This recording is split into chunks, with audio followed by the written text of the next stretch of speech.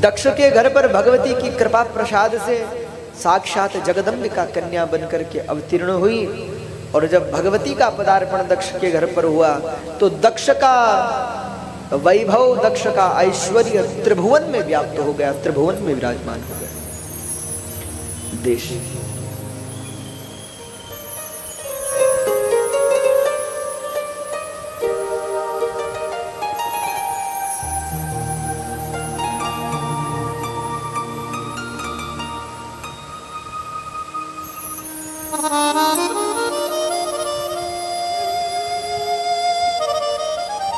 आज भगवती दक्ष के घर पर कन्या बन के अवतीर्ण हुई, बेटी बनकर के आई। दक्ष का भाग्य जागा, जिनका दर्शन करना भी योगियों को परम दुर्लभ है, वो भगवती दक्ष की गोद में कन्या बन करके बैठी। दक्ष को सती से बड़ा प्रेम भी था, बहुत प्रेम था।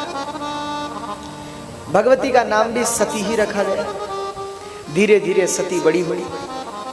अच्छा देखो, कल शाम को भी जब हम लोग बैठे थे तो इस विषय में चर्चा कर रहे थे कि स्वभाव एक जन्म का नहीं होता, अनंत जन्मों का संसर्ग ही स्वभाव है।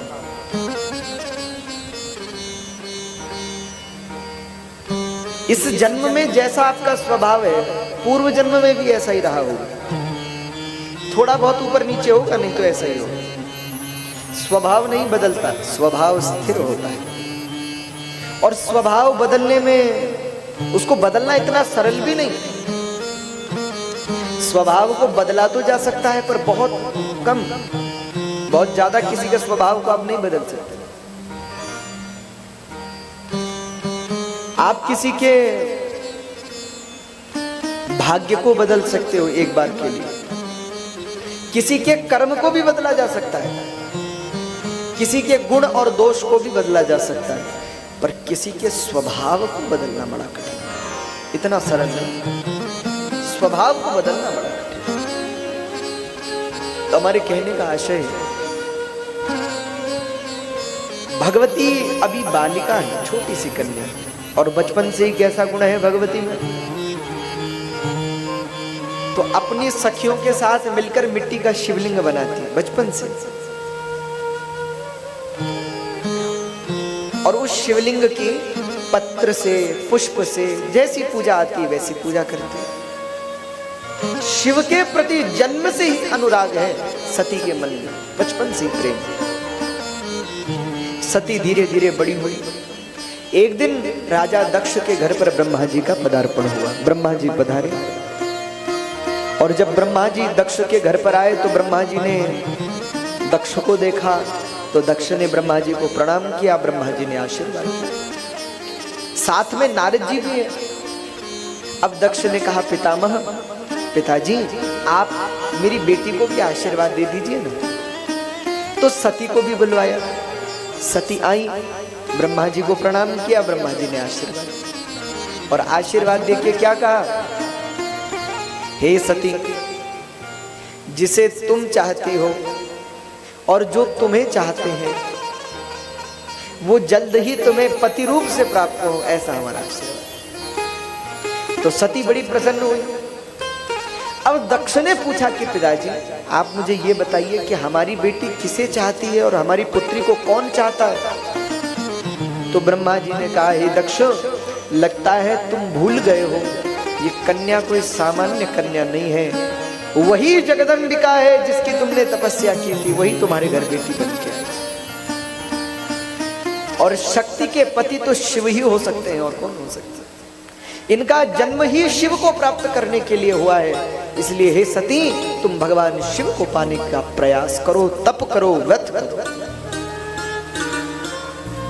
तो ऐसा कह के ब्रह्मा जी तो चले गए महाराज, नारद जी भी चले गए। अब सती मैया ने एक व्रत करना शुरू किया। कौन सा व्रत? इस व्रत का नाम है नंदा व्रत। और ये व्रत एक दिन का नहीं होता, पूरे वर्ष का होता है। महीने की कोई विशिष्ट विशिष्ट तिथियों पर भगवान शंकर का विशेष पूजन होता है अलग अलग चीजों से। तो उसको कहते हैं नंदा व्रत। 1 वर्ष का होता है ये पूरा। तो भगवती ने 1 वर्ष का संपूर्ण नंदा व्रत किया और जिस दिन इनका नंदा व्रत संपन्न हुआ, कहते हैं उसी दिन साक्षात भगवान विश्वनाथ सती के सामने प्रकट हो गए। बोले काशी विश्वनाथ भगवान की।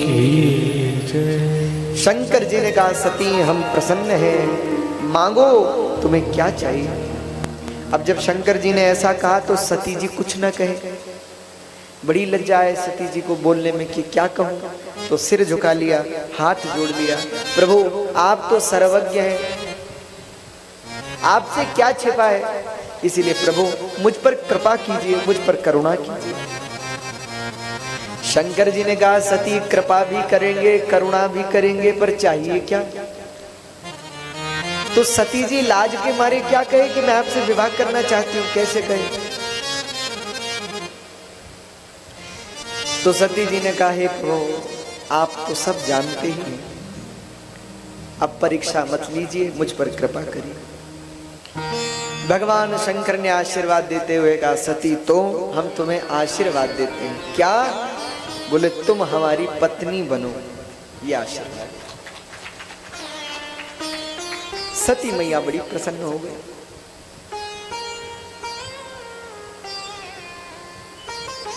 ब्रह्मा इत्यादि देव भी बड़े प्रसन्न हो गए, सब आनंदित हो गए कि चलो शंकर जी का विवाह हो।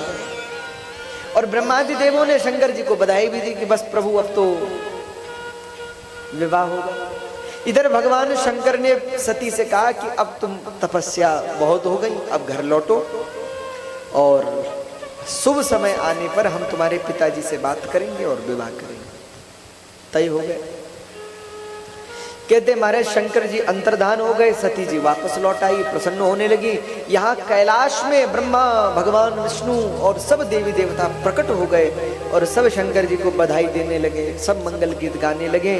सबने कहा प्रभु आपने बहुत अच्छा विचार किया विवाह करने का, बहुत अच्छा विचार किया। तो शंकर जी ने कहा कि देखो हम विवाह तो कर रहे हैं पर हमारी एक शर्त है। हम पहले कह देते हैं सबसे, अविश्वासो मदुक्ते चेन मया त्यक्ता भविष्यति। मैं सती से विवाह तो करूंगा, लेकिन जिस दिन उसको मेरी बात पर अविश्वास होगा, यानी जिस दिन उसको मेरी वाणी पे भरोसा नहीं होगा, मेरी बात पे भरोसा नहीं होगा, तो मया त्यक्ता भविष्यति, उसी दिन सती को त्याग दूंगा। ये पहले कह देता हूं। सबने कहा महाराज ठीक है पर आप विवाह तो करिए। ब्रह्मादि देवताओं ने भगवान शंकर का विवाह दक्ष प्रजापति की कन्या भगवती सती के साथ बड़े धूमधाम से करवाया। बड़े धूमधाम से शंकर जी का विवाह हुआ। अब जब विवाह इत्यादि संपन्न हो गया शंकर जी का, तो सती जी को लेकर भगवान शंकर कैलाश आ गए। अब जब सती जी को लेकर कैलाश आए भगवान शंकर, तो महाराज शंकर जी की तो गृहस्थी ही दिव्य है। सती जी रहने लगी, शंकर जी की सेवा करने लगी, समय बीतने लगा। अब शंकर जी जो है वो एक बहुत अच्छे वक्ता भी हैं और श्रोता भी हैं, तो बड़ी अच्छी अच्छी शास्त्रोक्त कथाओं को सती मैया को सुनाते। अब सती मैया कथा सुनती हैं और शंकर जी कथा सुना रहे, यही चर्चा चल रही। मुझे लगता है कितना अच्छा दाम्पत्य जीवन है भगवान शंकर का और सती मैया का, जिनके मध्य में भौतिक सांसारिक चर्चा नहीं होती। सती मैया से भगवान लौकिक चर्चा नहीं करते, सांसारिक चर्चा नहीं करते। सती मैया को भगवान शंकर ज्ञान की चर्चा सुनाते। भक्ति, वेदांत, शास्त्र, उपनिषद, ग्रंथ, सती मैया।